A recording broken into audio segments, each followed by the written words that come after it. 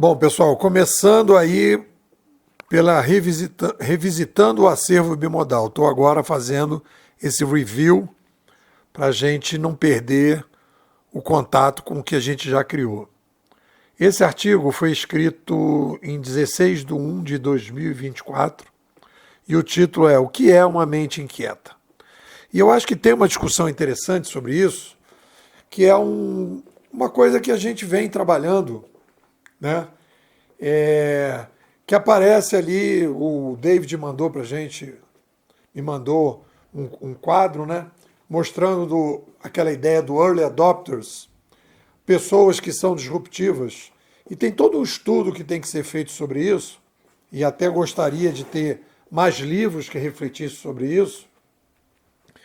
E eu acredito que existe o que a gente chama de mente inquieta, de disruptivos, são pessoas que nascem com alguma característica do cérebro, aí os neurocientistas podem procurar o que seria do ponto de vista mais operacional, do ponto de vista mais hardware, mas eu acredito que existe isso. Existe uma aproximação maior ou menor em relação aí o que a gente está trabalhando, né, da mente secundária com a mente primária. Então, a pessoa que tem uma mente mais inquieta tem um afastamento maior entre a mente primária e a mente secundária. Ele consegue olhar com mais distância a sua mente primária. Então, ele acredita menos que aquilo que está na sua mente primária é ele mesmo.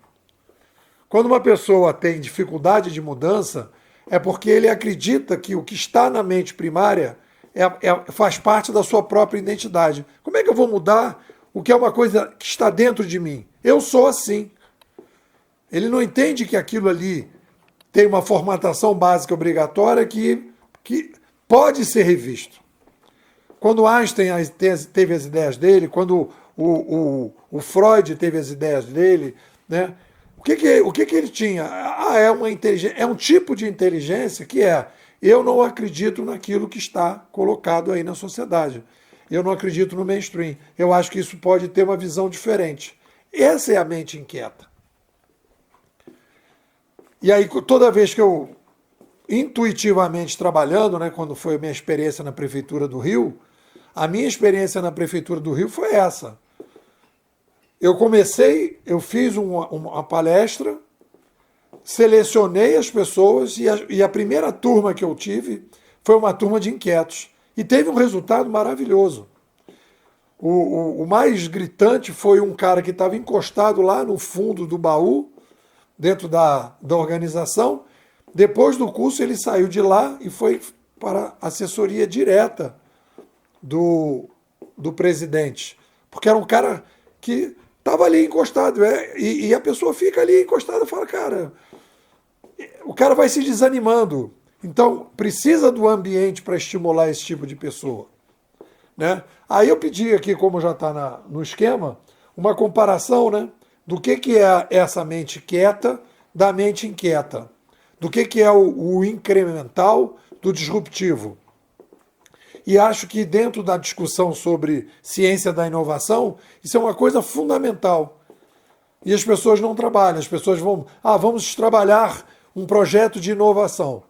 Quanto mais disruptivo é o projeto de inovação, mais as pessoas que têm mente inquieta têm que participar do processo do início. O papel de uma pessoa mais incremental, ele vai criticar, ele vai manter determinados padrões, ele vai se preocupar com determinadas coisas, mas ele não pode estar na frente. Senão ele vai boicotar o processo desde o início. Então, tem um momento certo de chegada de cada um. E aí depende da vontade, da disrupção que cada um tem em relação a isso. Né? Então, vamos lá. Mente quieta, a mais quieta está na frente, e a mente mais inquieta está depois. Né? Então, vamos lá. Mais quieta, confunde paradigmas automáticos com a sua própria identidade. Consegue enxergar os paradigmas automáticos como algo separado de si. Mente mais quieta, capacidade de abstração menor, o mais inquieto maior. Abertura para revisão de paradigmas, baixa e alta. Atuação da mente secundária, pouco ativa, muito ativa. Inclusive, a gente vai discutir sobre mente secundária, que tem novidade no artigo. Tamanho da bancada criativa, reduzida, ampliada. Relação com as verdades mainstream, aceitas com mais facilidade, questiona com mais frequência. Potencial de inovação, mais reativo, tende a preservar o conhecido. Mais disruptivo, propenso a criar novas abordagens. Relação com mudanças civilizacionais, incomodada quando tem transformações. Confortável e estimulada pelos desafios e pelas transformações. Aderência ao passado alta, aderência ao passado baixa. Postura diante das autoridades e normas, segue com mais conformismo, questiona com mais autonomia. Então esse é o revival aí, mente quieta versus mente inquieta. E eu acho que isso é chave, importantíssimo. O pessoal da escola que está aqui na Bimodais, os endógenos, de maneira geral são disruptivos, têm essa mente inquieta. Por isso que a gente tem essa aderência aqui. E aí que está o perfil, né? A gente faz aqui, da mesma maneira que o Léo Weiner fez lá o Teatro para os Tímidos, a gente faz aqui Escola de Inovação para Inquietos. Foi até o nome que a gente deu esse ano para esse processo. Bom, dito isso, vamos ao título e vamos ao artigo. Ficou assim: o sistema operacional da consciência, a função estratégica da mente terciária. Eu já tinha falado no passado da mente terciária e parei. Mas agora, para mim, a coisa se consolidou. Se consolidou por quê? Porque eu comecei esse projeto das escritas de livro, né? Estou com 6 livros, estou com 6 clientes, um já está pronto, 2 já tem o primeiro livro pronto e os outros estão em processo. E aí eu comecei a perceber que existe uma diferença entre a mente primária é aquela intuitiva, impulsiva, aquela que a gente vai tocando, o automatismo. A mente secundária é a revisora desse automatismo, e aí eu tudo concentrava na mente secundária. A gente tem a mente primária, tem a secundária, rápido e devagar, que é o Kahneman, sistema 1, sistema 2, que é o Goleman. Então, tudo bem, é mais ou menos isso que a gente tem. Mas, na verdade, a gente tem 3, e aí, ainda digo mais para vocês, conforme a gente for avançando como sapiens, a gente vai começar a falar também de quaternária. Ou seja, a gente vai precisando, isso apareceu no final do artigo, não está nem no artigo, a gente vai, enquanto sapiens, vai precisando, conforme a complexidade vai aumentando, a gente vai precisando ser mais lógico, mais criativo, mais reflexivo. A gente precisa ser mais responsável. Por quê? Porque vai sobrando para as pessoas as responsabilidades. A única forma sustentável de lidar com mais complexidade é aumentando a responsabilidade das pessoas. E aí a gente vai mexendo na nossa plástica cerebral, que é, pelo próprio nome de dizer, ela é plástica, ela é mutante, ela é adaptável. O Sapiens é a espécie que consegue adaptar melhor e mais a sua capacidade de pensar, de se adaptar. Então, a gente vai precisando aumentar o uso da mente secundária e agora a gente começa a falar da mente terciária. Aí eu fiz aqui uma metáfora, porque aí vou voltar no papo dos livros. O que acontece?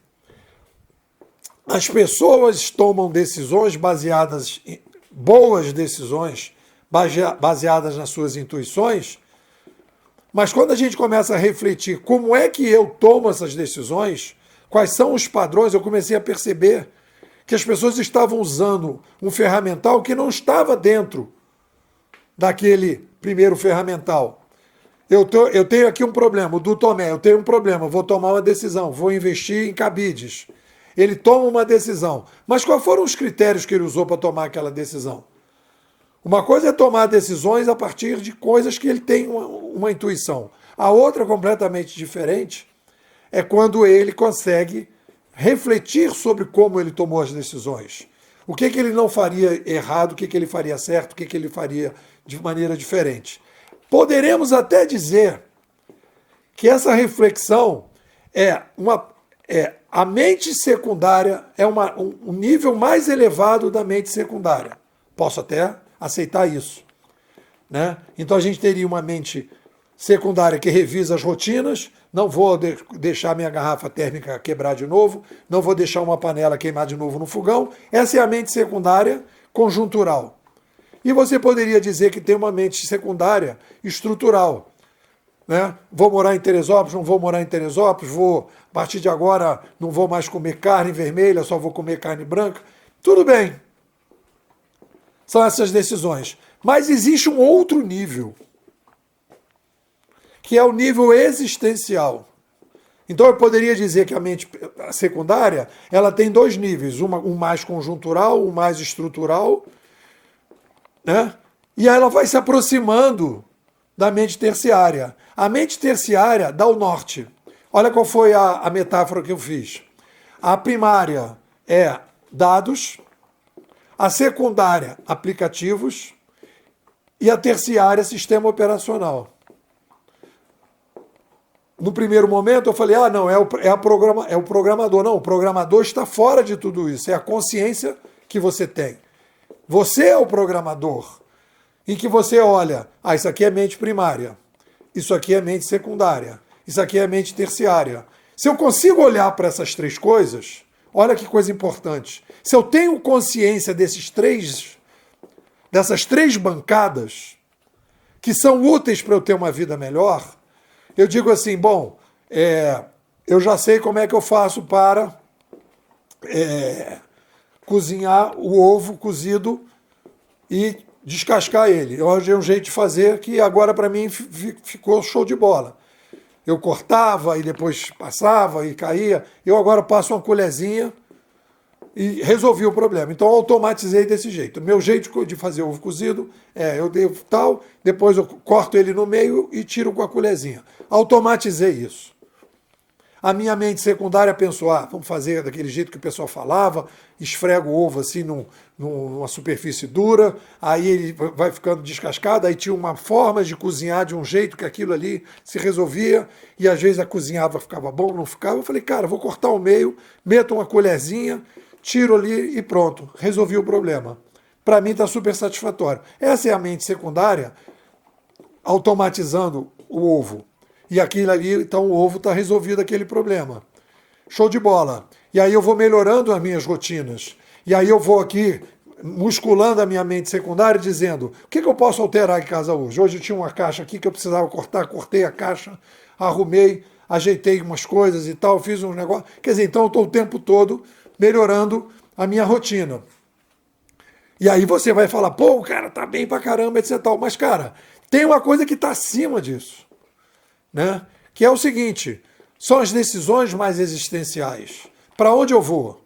Qual é o legado que eu quero deixar? Né? Então, se eu começo a trabalhar em cima disso, eu posso criar musculações para a mente secundária. Tipo assim, você já arrumou hoje? Já arrumou tua casa hoje? Tem alguma coisa para jogar fora hoje? Qual é a rotina nova que você vai criar?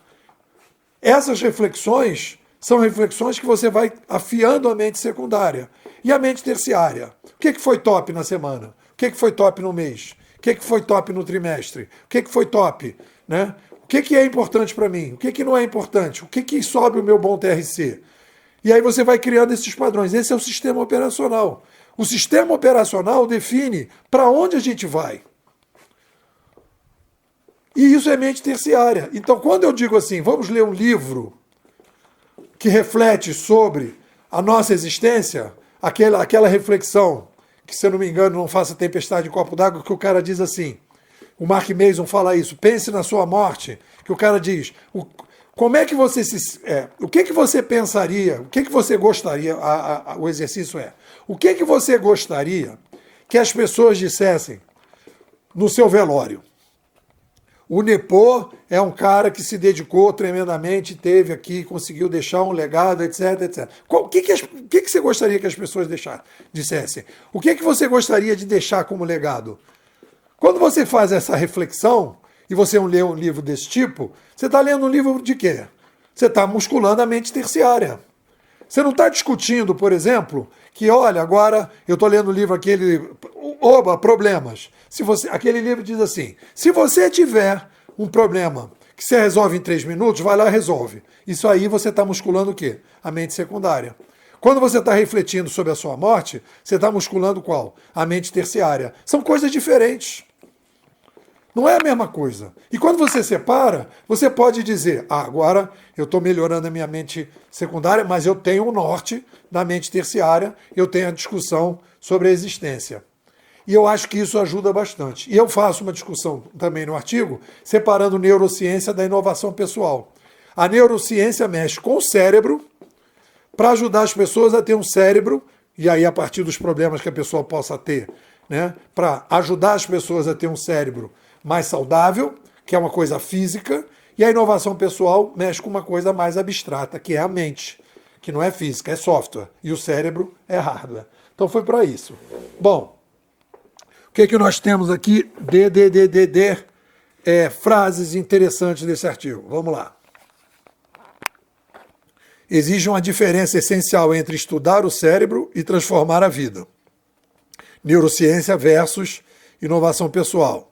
Quem não programa seu sistema de pensar acaba escravo de seus impulsos, tendo uma vida mais Zeca Pagodista. A consciência é o programador-chefe que orquestra as 3 mentes, determinando não apenas o que decidimos, mas como decidimos decidir. Com as 3 mentes, a gente pode separar, né, exatamente o que a gente pode muscular, em que a gente pode fazer em cada momento. A maturidade mental começa quando saímos da análise pontual conjuntural e entramos na meta-reflexão estrutural. Só quem reflete sobre como reflete tem capacidade de se reinventar. Quem não entende sua missão existencial não tem condição de ajudar nos seus próprios passos. A mente terciária não decide o agora, ela estrutura o amanhã. Mente terciária, ela pensa sempre no longo prazo. A mente secundária, no curto e no médio. E a mente primária, no super curto. A frase que abre o artigo. Pensar é o trabalho mais difícil que existe. Talvez por isso tão pouco se dediquem a ele. Henry Ford, vou repetir. Pensar é o trabalho mais difícil que existe. Talvez por isso tão poucos se dediquem a ele. É isso. O que vocês dizem? Bom, galera, hoje aí, quarta-feira, estamos aqui na briga da Bimodais. A gente está num processo muito interessante. Acabei de fazer o ciclo, né, de entender os GPTs, me ambientar no GPT, refletir sobre os GPTs e usar os GPTs. E agora estou na fase, voltando às leituras. Estamos começando de novo no ciclo das leituras. Estamos lendo o Grant agora, Adam Grant, estamos lendo um outro paquistanês, um médico paquistanês falando de neurociência, e estamos aí voltando a refletir. E eu convido você, qual é o perfil? Se você é uma pessoa que é inquieta, que está o tempo todo pensando em decidir, né, querendo desafio, eu acho que você vai se adequar bem na Bimodais. Você vai ter uma visão do cenário, coisa que você não vai ter aí fora. Eu diria que a gente aqui na Bimodais, a gente é uma espécie de pós-graduação alternativa, mas uma pós-graduação com P maiúsculo. Não é essas pós-graduações que ficam ali sem apresentar para as pessoas o novo cenário.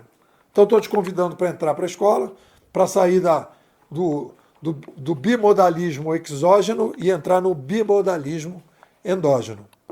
Manda um zap para mim, 21 99608 6422. Vou repetir, 21 99608 6422.